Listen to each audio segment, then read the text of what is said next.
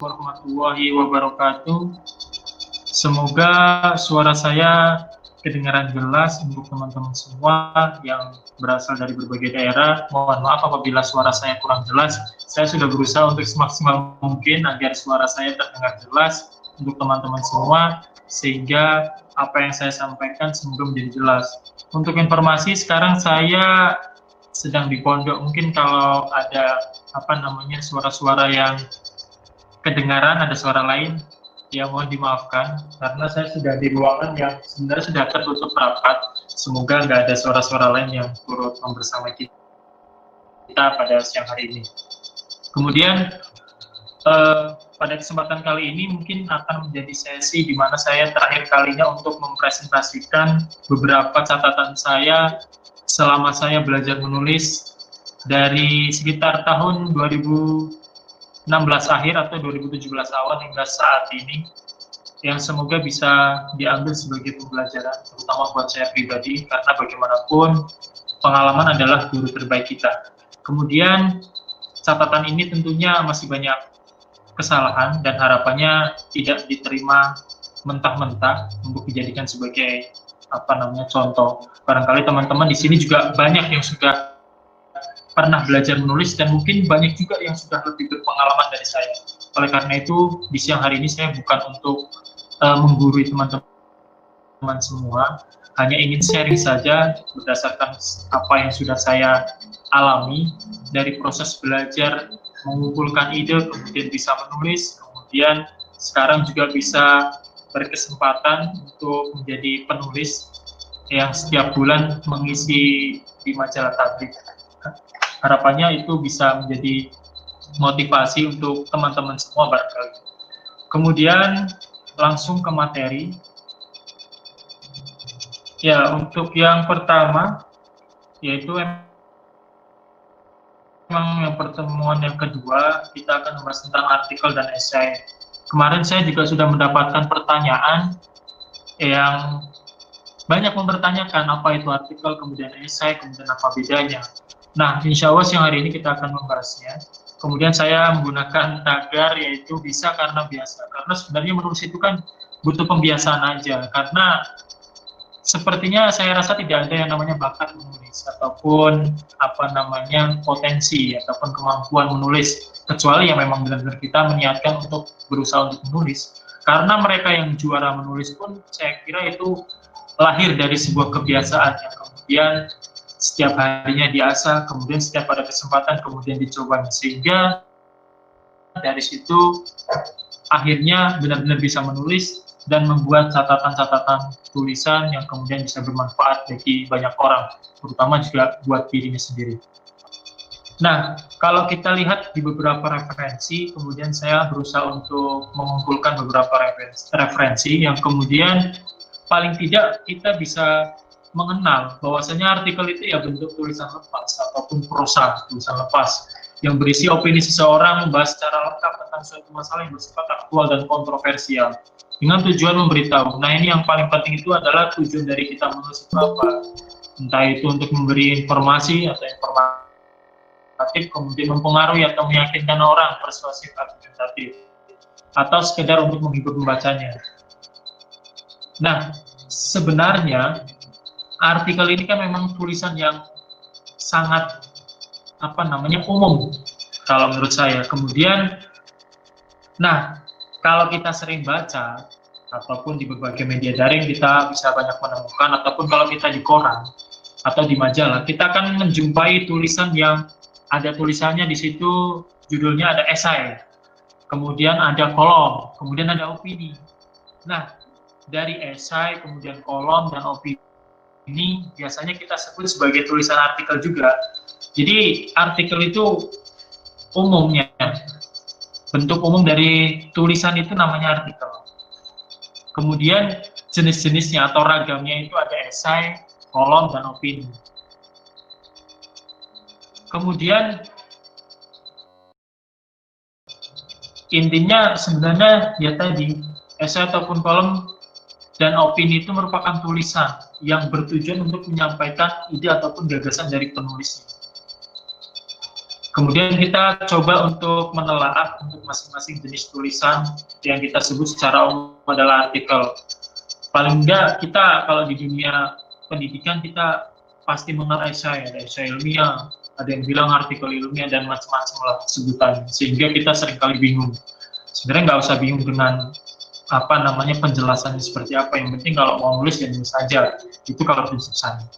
Saya sendiri kan karangan prosa, yaitu tadi tulisan bebas yang memang tujuannya adalah membahas suatu masalah dari sudut pandang penulisnya. Secara umum kita akan agak kesulitan ketika kita nanti membandingkannya dengan opini, karena opini pun membahas suatu masalah dari sudut pandang penulisnya. Opini kan pendapat dari penulisnya juga. Cuma yang harus kita cermati di sini adalah objek pembahasannya berdasarkan masalah aktual. Jadi esai itu biasanya membahas isu-isu aktual atau masalah-masalah aktual, bisa terkait dengan ekonomi, sosial politik, seni, hukum, budaya, dan lainnya. Nah, biasanya kalau penulisan esai itu tidak harus ataupun tidak terpaku dengan aturan baku ataupun aturan-aturan bahasa Indonesia yang disempurnakan. Bukan berarti mengabaikan aturan-aturan yang ada, cuma memang bahasanya itu lebih apa ya, kalau menurut saya ataupun teman-teman yang sering menulis di media daring, di misalkan Geotimes, Epic Times, kemudian Alif.co, kemudian di media-media yang banyak menuliskan esai dan opini, itu dikenal dengan istilah bahasa populer. Jadi tulisannya itu mengalir, enak dibaca. Walaupun mungkin kalau kita melihat secara ejaan, itu secara ejaan bahasa Indonesia yang baik dan benar itu menyalahi. Misalnya sebagai contoh, untuk itu kan sebenarnya tidak boleh di awal kalimat, tapi kalau kita membaca esai atau beberapa opini dari berbagai macam tokoh yang beredar di koran ataupun di media yang populer, itu biasanya kata-kata itu akan menjadi apa ya, bisa dibilang apa yang dituliskan oleh si penulis itu melanggar aturan. Misalnya yang ataupun untuk itu kan tidak boleh di awal kalimat, harusnya kalau menurut aturan ejaan yang benar dan baik. Cuma beberapa penulis juga ternyata melanggar itu, karena memang lagi-lagi kalau kita bicara esai memang tidak harus selalu menggunakan tata bahasa baku. Jadi yang penting mengalir, enak dibaca, dan orang itu menjadi paham. Kemudian esai juga tidak bertujuan untuk mempengaruhi pembacanya, dan hanya bentuk tulisan informatif yang sepenuhnya diserahkan kepada pembaca.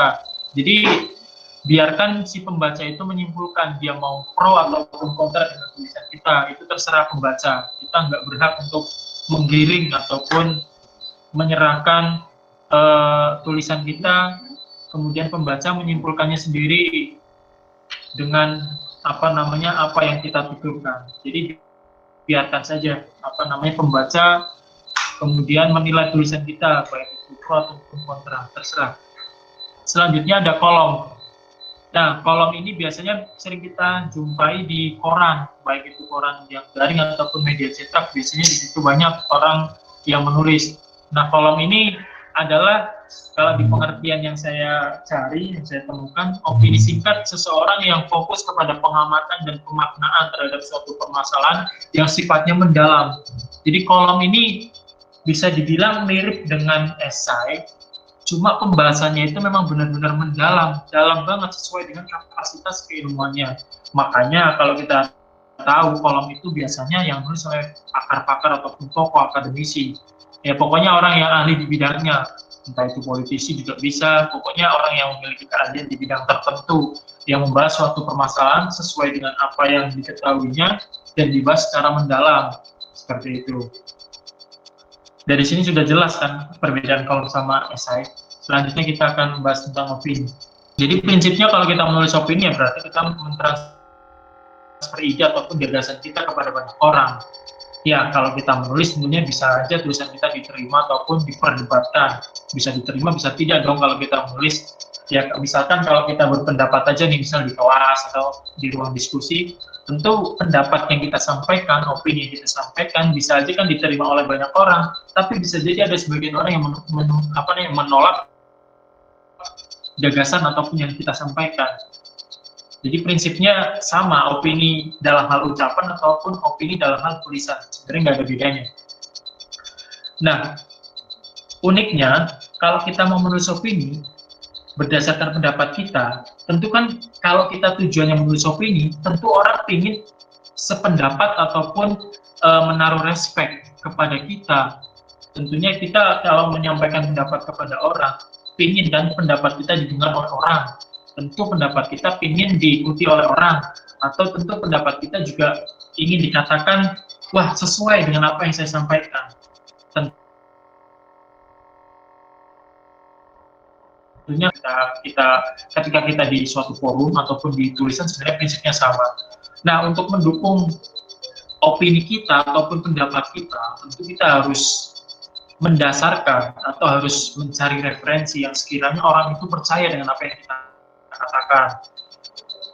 Makanya kita perlu mencantumkan data kuantitatif ataupun kualitatif sebagai pendukung atau sebagai penguat dari apa yang kita sampaikan, sehingga itu akan menjadi poin lebih, sehingga orang menaruh percaya kepada kita, oh ternyata si A berpendapat itu ada dasarnya. Misalnya ketika katakanlah saya mengatakan kalau misalkan penanganan katakanlah kalau sekarang lagi pandemi ya, pemerintah menangani COVID misalnya tidak serius. Nah, kata-kata tidak serius itu apa datanya? Kita harus bicara masalah data biar orang itu juga sependapat. Mungkin beberapa orang menjadi setuju dengan pendapat kita, wah memang pemerintah ini nggak serius menangani kasus corona COVID. Nah, untuk mendukung itu kan kita harus mencari datanya. Apa sih datanya? Makanya kita harus mencari datanya. Misalkan data pertambahan jumlah korban ataupun orang yang positif corona setiap harinya semakin bertambah dan semakin banyak. Itu kan bisa kita jadikan sebagai data kuantitatif untuk menunjang ataupun mendukung pendapat kita bahwasanya pemerintah tidak serius. Misalnya seperti itu. Ini misal aja ya. Jangan ada yang dipolitisasi karena ya memang bahasanya agak serius. Jadi ini contoh aja, semoga dapat diambil sebagai pembelajaran yang mungkin bisa lebih mudah dipahami karena kondisinya memang lagi pandemi. Kemudian selanjutnya secara struktur sebenarnya semua tulisan itu sama. Pasti ada pendahuluan, kemudian ada badan ataupun isi ataupun poin utamanya, kemudian yang terakhir ada kesimpulan. Nah, silakan teman-teman bisa dipahami sendiri, saya kira sudah cukup jelas. Kalau ingin lebih jelas terkait dengan tata cara dan panduan penulisan esai yang rapi dan struktur, bisa dilihat di link yang sudah saya sertakan. Karena saya kira kalau referensinya dari virto.id itu bagus, dan memang di situ juga dalam hal penulisan entah itu opini kemudian kolom itu memang benar-benar berdasarkan riset datanya itu bagus. Jadi dari studi literaturnya memang bagus, dari kuantitatif maupun kualitatif. Itu bisa dijadikan sebagai contoh ataupun acuan kalau teman-teman mau menulis yang benar-benar dengan bahasa yang enak, kemudian dengan data yang sangat mendukung, kemudian tingkat plagiarismenya juga kecil, itu bisa belajar di TikTok. Nah, selanjutnya ini mungkin yang paling penting ya, yang mungkin ini tips yang sebenarnya juga saya bingung, karena di tema ataupun sesi kedua ini kan bilangnya tips menulis artikel dan esai. Makanya ya udah, karena saya juga sebenarnya masih terus belajar, makanya saya bilang bukan tips, tapi ya berdasarkan pengalaman saya saja.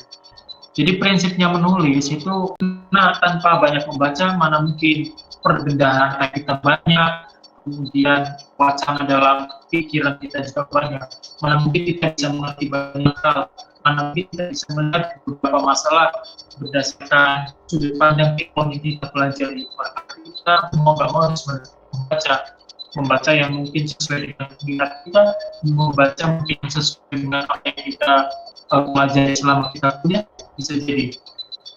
Pokoknya banyak membaca, apalagi kalau kita mau benar-benar menulis sesuai dengan tema yang mau kita tentukan.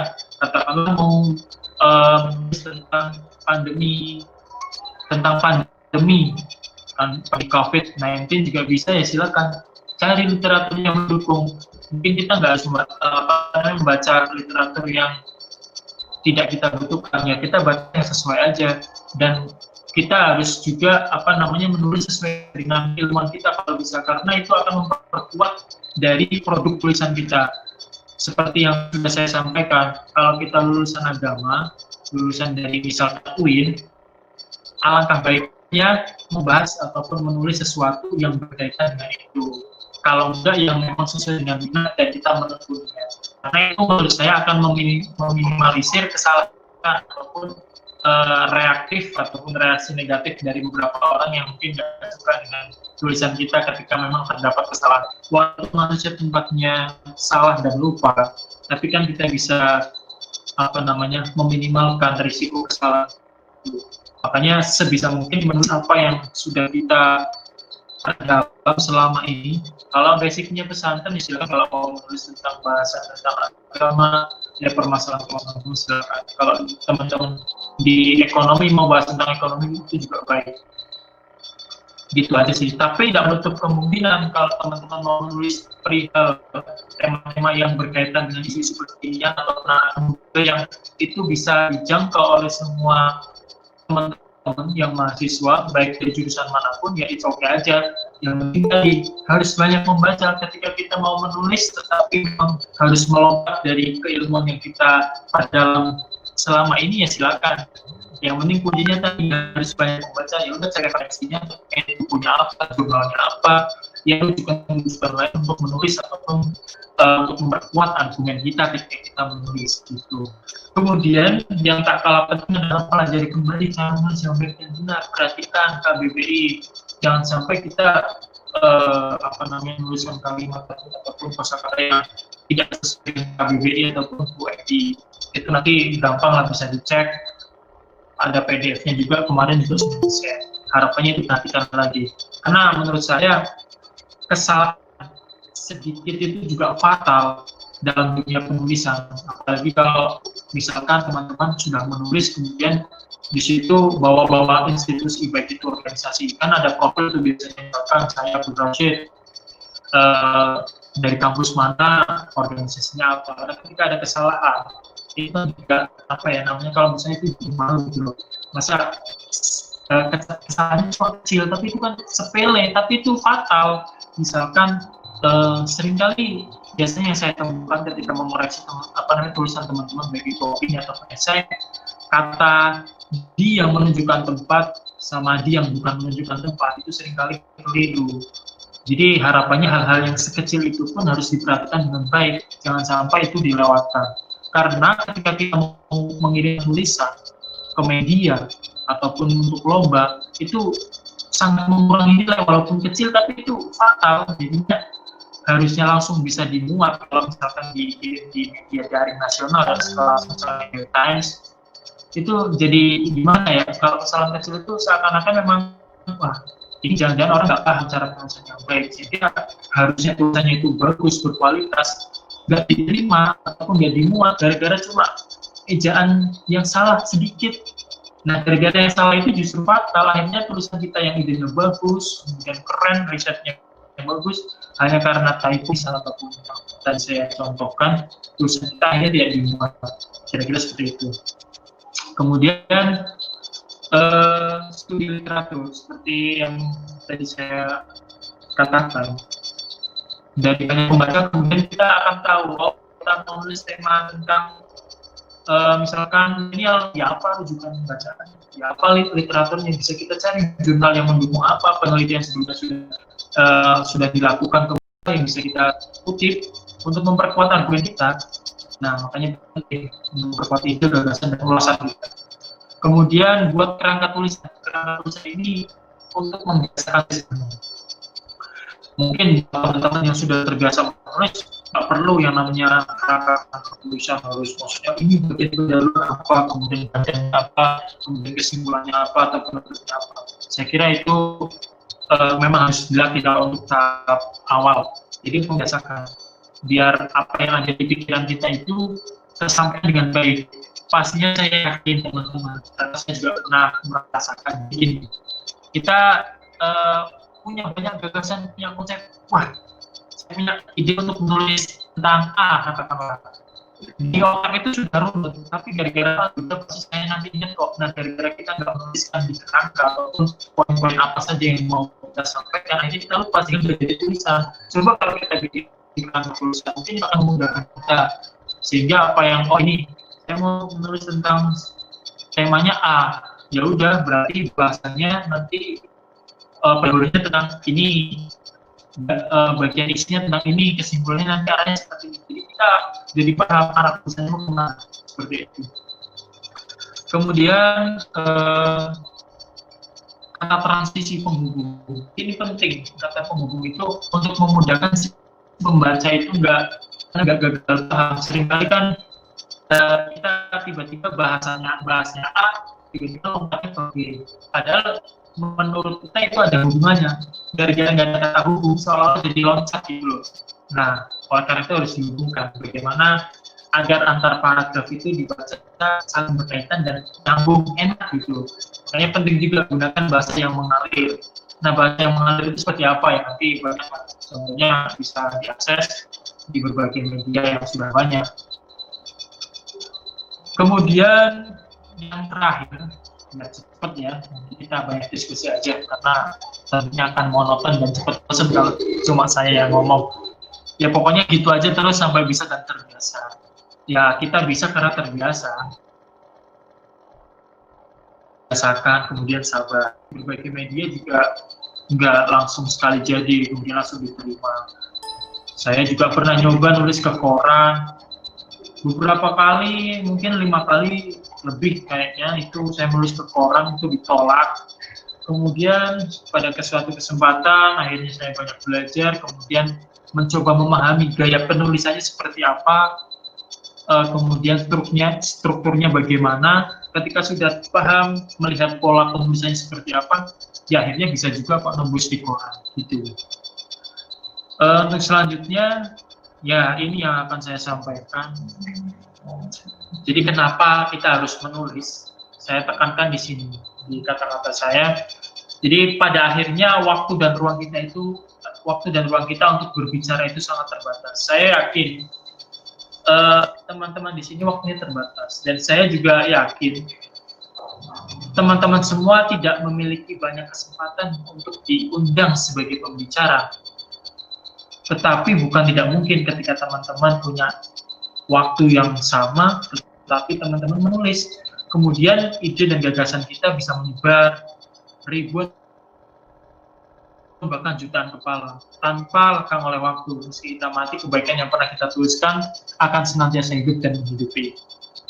Jadi saya selalu memiliki cara berpikir yang seperti ini ketika saya menulis, karena bagaimanapun kata-kata ini yang memperkuat saya sampai hari ini untuk menulis. Karena saya sadar betul, saya bukan orang yang sering diundang untuk mengisi forum-forum, karena yang pertama, ya saya juga ya biasa-biasa aja sih, gitu. Kemudian,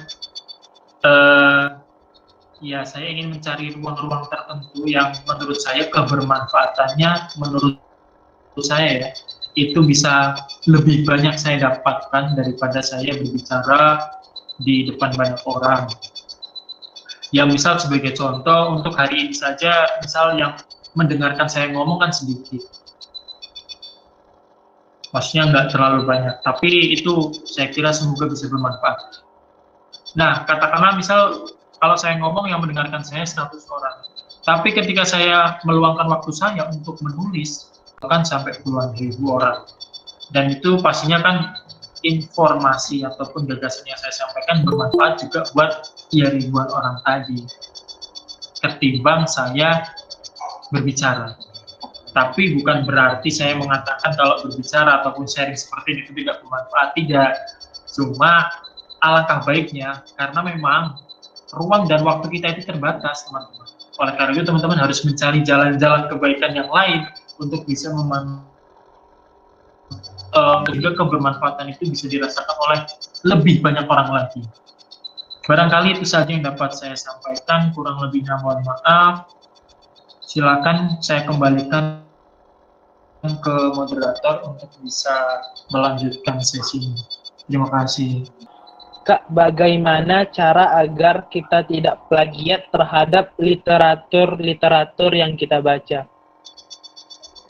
Oke, itu Mas pertanyaan dari Apremada Luita. Jadi kalau masalah plagiat itu sebenarnya itu kan apa ya? Kita dalam suatu kesempatan menulis pasti sangat berpotensi sekali untuk melakukan plagiat atau dalam tulis-tulis kita itu hampir mungkin di seluruh dunia ya kita selalu mengutip. Itu juga saya seringkali merefleksikan diri. Memang setiap kita mau menulis memang harus mengutip pendapat orang gitu. Memang nggak bisa ya kita benar-benar pendapat sendiri kemudian ya sudah kita ungkapkan apa yang kita ketahui. Ini yang belum terjawab juga. Saya sering mempertanyakan itu ya. Maksudnya ini juga sejauh ini saya juga seringkali mencoba meresapi dunia pertulisan, dunia ilmiah, dunia akademisi seringkali seperti itu. Untuk memperkuat pendapat kita selalu didukung oleh pendapat orang lain. Memang nggak bisa pendapat kita berdiri sendiri gitu loh. Nah ini saya juga cemas dengan kondisi yang seperti ini. Cuma ya kita harus ikuti aturan mainnya dulu.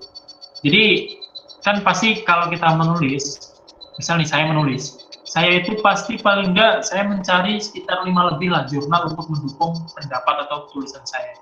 Kemudian saya mencari data-data misalkan kalau misalkan berkaitan dengan data kementerian, ya kan tergantung topiknya.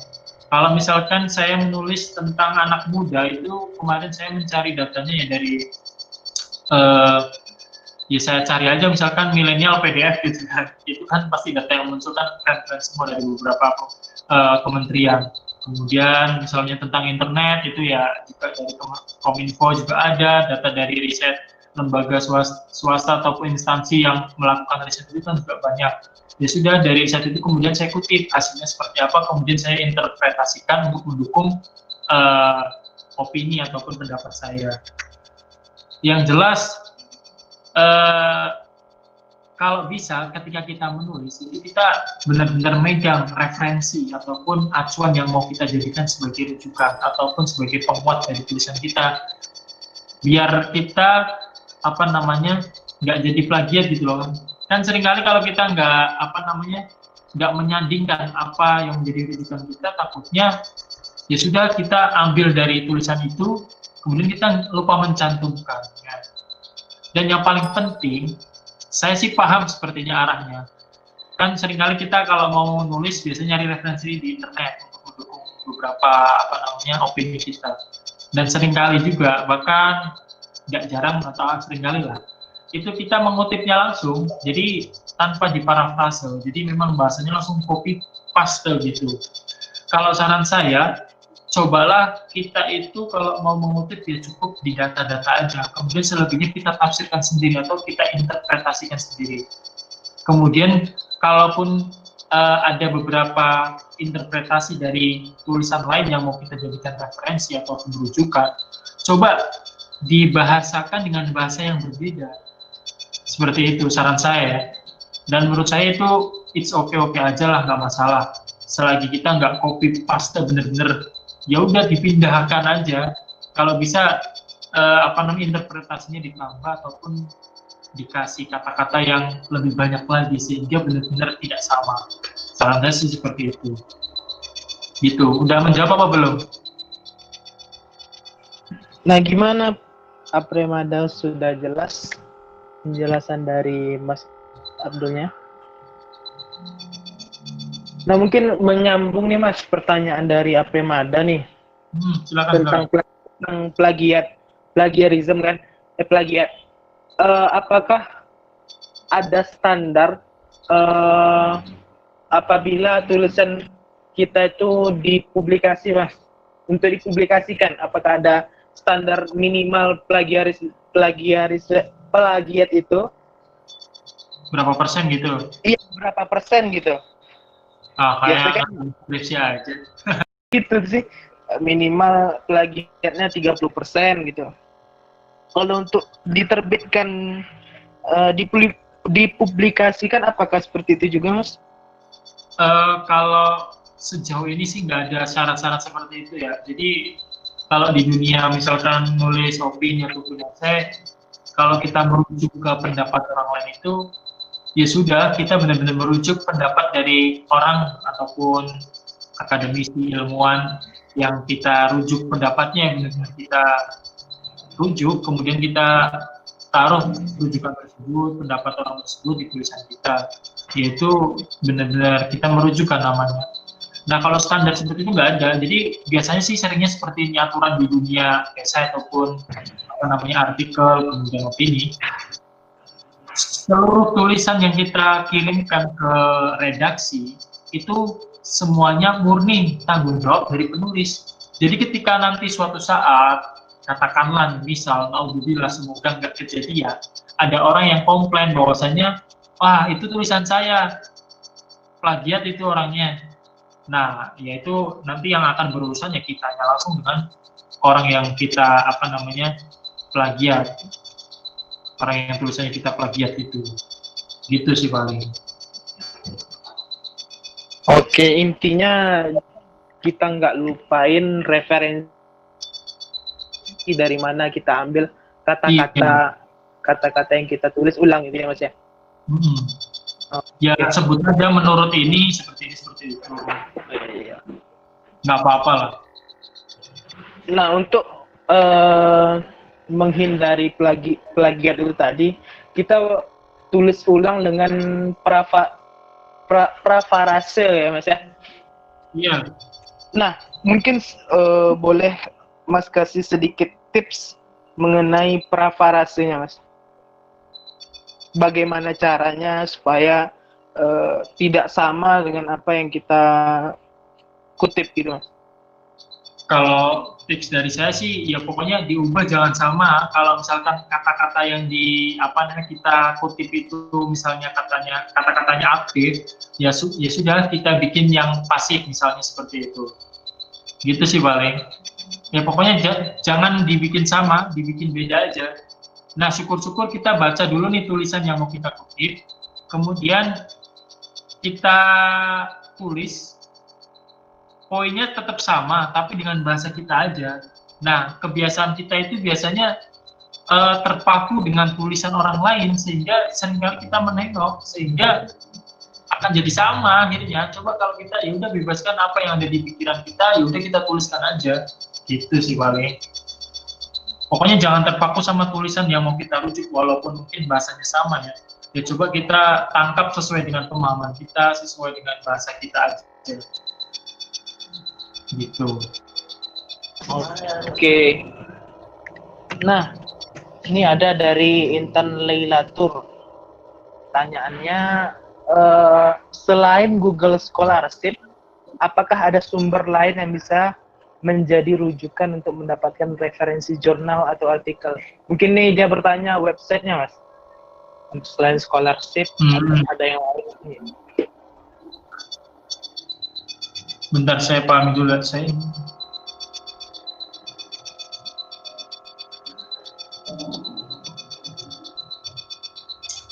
Sebenarnya gimana ya?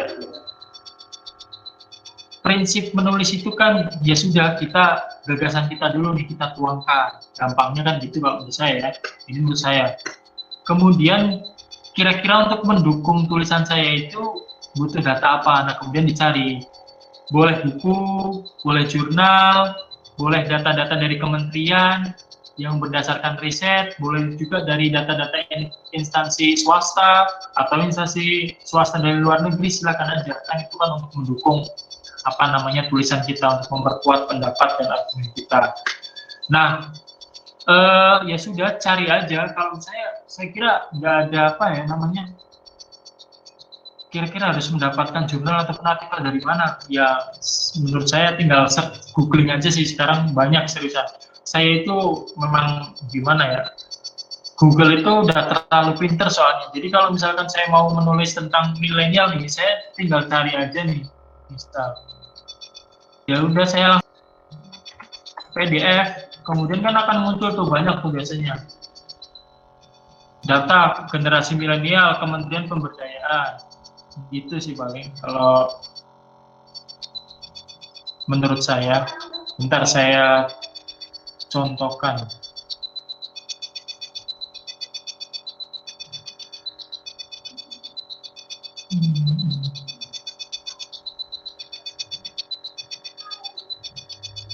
Kan teman-teman lihat, jadi kemarin itu kan saya nulis materi tentang tulisan saya di Geotimes itu tentang milenial. Jadi silakan teman-teman lihat, ya udah saya langsung cari milenial PDF, kemudian enter. Nah, kemudian saya langsung merujuk data ataupun rilis data dari Kementerian Pemberdayaan. Ini saya dapat datanya. Kemudian ada tuh jurnal dari Unmer, ya udah kalau misalkan datanya sesuai saya kutip. Kemudian banyak di sini potret generasi milenial, jurnal Unpad. Jadi gitu aja teman-teman kalau mau mencari referensi jurnal ataupun referensi buku dan lain sebagainya. Itu tinggal dikasih belakangnya PDF, saya kira banyak muncul file-file yang sekiranya sangat mendukung penelitian kita atau penulisan kita.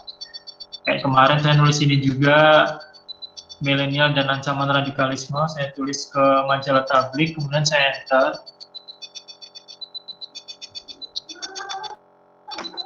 Ya sudah, saya mendapatkan data tentang kaum muda. Nah ini ada beberapa banyak kan filenya, banyak film yang bisa saya jadikan referensi. Kemudian ada literatur keislaman generasi milenial, ini buku ini saya juga dapat, kemudian saya kutip sebagai rujukan, sebagai penguat argumen saya, gitu. Apakah udah jelas? Oke, bagaimana Halo. dengan internet? Bagaimana Intan Lailatul, apakah sudah jelas penjelasan dari Mas Abdulnya? Oke, udah jelas, cukup jelas katanya Mas. Kemudian Mas, ini ada pertanyaan dari minggu lalu nih, dari Iskandar. Dia ingin bertanya, dia bertanya terkait dengan penulisan esai pribadi dia, esai yang ditulis. Nah, jika kita membuat sebuah platform berbasis kesehatan, itu apakah termasuk ke dalam esai ilmiah atau non ilmiah? Mohon penjelasan, Mas. Agak sulit ya. Kalau menurut saya sih non ilmiah. Jadi ilmiah itu kan menurut saya harus diambil oleh orang yang memang pakar ataupun ahli di bidang akademisi ya. Karena kan ilmiah itu kan menyangkut pertama institusi, yang kedua itu memang ada orang yang menilainya secara langsung, secara ilmiah, entah itu melibatkan dosen atau enggak kan, karena ilmiah itu biasanya menyelenggarakan adalah institusi. Gitu sepengetahuan saya, barangkali kalau teman-teman yang lain ada yang lebih tahu silakan aja. Soalnya kan memang kalau misalnya menulis tentang kesehatan, kemudian ditinjau ataupun diulas oleh dokter ataupun orang yang memiliki keahlian di bidang itu mungkin akan menjadi rujukan ilmiah juga karena memang sudah ditinjau, gitu bahasanya. Kemudian yang kedua, dari segi isi juga bahasanya. Nah, setahu saya kalau bahasa itu bisa membedakan antara ilmiah atau enggak. Nah, kalau bahasa misalkan seperti yang baik dan benar itu juga sesuai, tapi itu nggak ilmiah banget karena bahasanya memang disajikan untuk berusaha mengalir sesuai dengan bahasa kita keseharian, bukan bahasa yang harus menuntut kita sesuai dengan ejaan yang baik dan benar, kemudian mengikuti aturan penulisan ilmiah yang sesuai. Nah, kalau misalkan menulisnya di website tersebut itu memang mengacu pada penulisan standar kepenulisan secara ilmiah, kemudian direview ataupun ditinjau oleh orang yang ahli di bidangnya, yaitu bisa dikatakan sebagai esai ataupun jurnal yang ilmiah juga, ketika memang syarat-syarat itu terpenuhi, gitu. Nah, ini ada pertanyaan mengenai piramida terbalik, Mas. Apakah boleh menulis esai dengan kerangka piramida terbalik? Mungkin sedikit menjelaskan mengenai piramida terbalik tuh, Mas.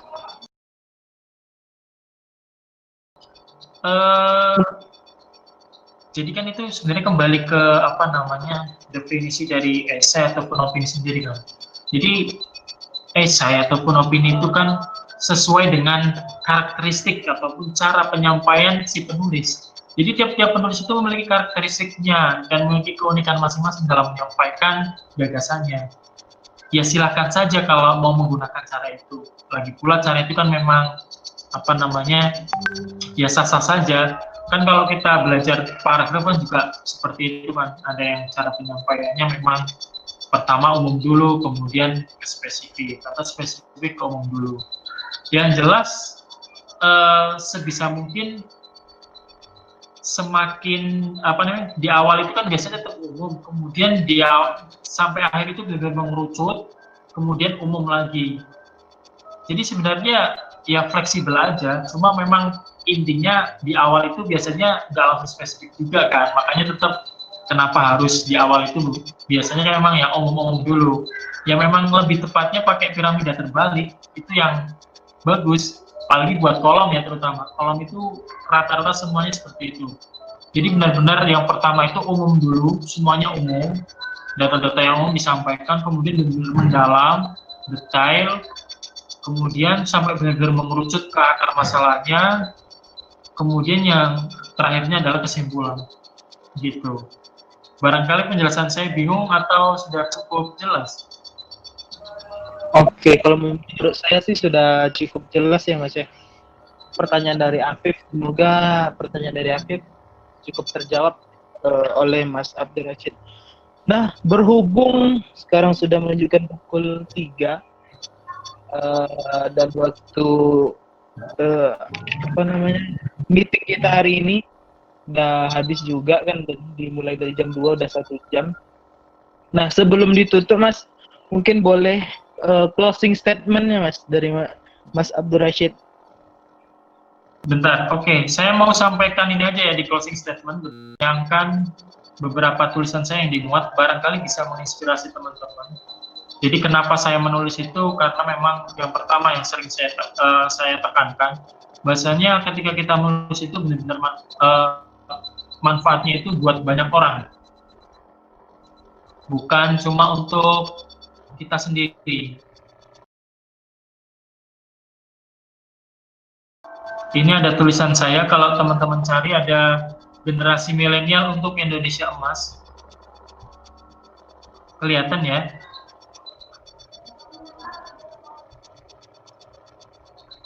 Ini tulisan pernah saya kirimkan juga ke majalah Tablik.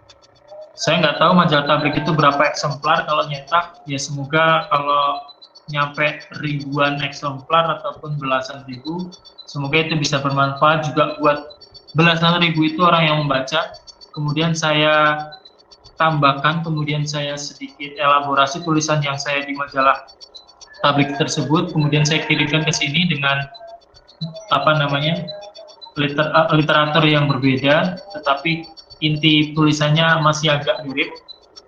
Itu saya nulis Oktober, sekarang udah 20.746 yang baca. Nah, makanya saya pesan kepada teman-teman semua untuk tetap semangat, mengirimkan tulisannya nggak cuma ke panitia lomba. Silakan kalau yang mau lomba silakan, itu keren kok, itu bagus, nggak ada yang nggak bagus. Kalau ingin lebih lagi gagasan teman-teman didengarkan ataupun dibaca oleh banyak orang, silakan dikirimkan ke Geotimes bisa, IB Times bisa, kalau yang anak UIN bisa ke alif.co, alif.id, kemudian islami.co, ibtimes.id, silakan. Itu portal-portal yang bisa kalian atau bisa kita semua explore, kemudian kita sampaikan gagasan kita. Ini tuh 20.746. Ini saya nggak yakin kalau misalkan saya menyampaikan gagasan saya di depan orang banyak, kemudian saya ngomong, kemudian yang mendengarkan itu sekitar 20.000, nggak yakin saya bisa ngomong di depan banyak orang itu. Di depan 100 ataupun 10 orang aja kayaknya udah sulit kan, makanya ya saya pesan kepada teman-teman, silakan berbuat ataupun tularkan gagasan-gagasan kebaikan teman-teman kepada banyak orang, sehingga itu menjadi kebaikan dan amal kita yang semoga bisa diterima Allah sebagai catatan kebaikan. Ini saya nge-share ini bukan untuk sombong, saya harap ini bisa menjadikan motivasi buat teman-teman, bahwasanya kalau kita menulis itu memang yang baca banyak, insya Allah yang baca banyak, dan selagi tulisan kita baik, insya Allah akan mendapat pahala kebaikan. Itu saja. Kalau mau lihat-lihat tulisan saya yang lain ataupun ingin mengerti gagasan ataupun pemikiran saya, ya barangkali bisa dicari di sini. Saya sudah mengirimkan tulisan 10 tulisan. Barangkali itu saja yang dapat saya sampaikan. Kurang lebihnya mohon maaf. Tetap semangat teman-teman. Jadikan kegagalan ataupun beberapa hari pertemuan kemarin sebagai pembelajaran untuk kita terus melangkah di tengah kondisi yang masih belum bisa dibilang baik. Semoga ke depan kita bisa saling berjumpa, barangkali ketika saya main ataupun teman-teman main ke Pekalongan, kontak-kontak saja sehingga kita bisa bersilaturahim secara langsung, bisa saling bermuajahah, bertatap muka, kemudian bisa menjalin pertemanan, persaudaraan. Jadi nggak cuma tatapan online aja, sehingga kita bisa benar-benar ketemu secara offline, sehingga kita bisa saling memberikan manfaat, barangkali kita bisa bertukar gagasan, ide secara langsung. Baik, itu saja yang dapat saya sampaikan. Saya mohon maaf yang sebesar-sebesarnya, karena saya mengakui bahwa saya tidak sempurna, saya masih banyak kurangnya, dan sampai detik ini saya masih terus belajar menulis yang baik teman-teman, biar saya bisa menyajikan banyak tulisan untuk orang-orang sehingga kebermanfaatan itu bisa kita raih secara bersama-sama. Tidak bermaksud menggurui, kita belajar bareng. Silakan kalau setelah ini ada pertanyaan bisa chat langsung ke saya, atau silakan kalau teman-teman masih bingung ataupun mau ngobrolin tentang apapun, boleh. Background saya di ekonomi, saya insya Allah mengerti lah kalau bahasan tentang ekonomi atau politik, silakan. Kemudian beberapa bahasan tentang bab agama, tapi saya tidak banyak banget tahu tentang agama karena masih belajar juga. Barangkali itu saja. Wabarakatuh. Makasih banyak panitia, makasih banyak teman-teman semua. Terima kasih. Oke, waalaikumsalam warahmatullahi wabarakatuh. Nah, itu kalau saya lihat hanya dengan tulisan sudah 20.000 lebih orang terpengaruhi dengan apa yang kita tulis. Nah, kalau secara offline 20.000 menghadap orang 20.000 tuh luar biasa susah. Ya. Ini dengan tulisan aja kita sudah bisa mempengaruhi orang sebanyak 20.000 orang. Nah, ini sebuah motivasi bagi teman-teman sekalian untuk semangat terus dalam menulis. Tidak hanya untuk menulis untuk dilombakan saja, tetapi kita menulis untuk kebaikan orang banyak. Nah, dengan berakhirnya closing statement dari Mas Abdul Rashid tadi, maka berakhir pula pertemuan kedua kita pada hari ini. Saya sebagai moderator mohon maaf apabila ada kesalahan dalam pembicaraan atau kesalahan kata-kata yang saya sampaikan. Lebih dan kurangnya saya mohon maaf sekali lagi. Assalamualaikum warahmatullahi wabarakatuh.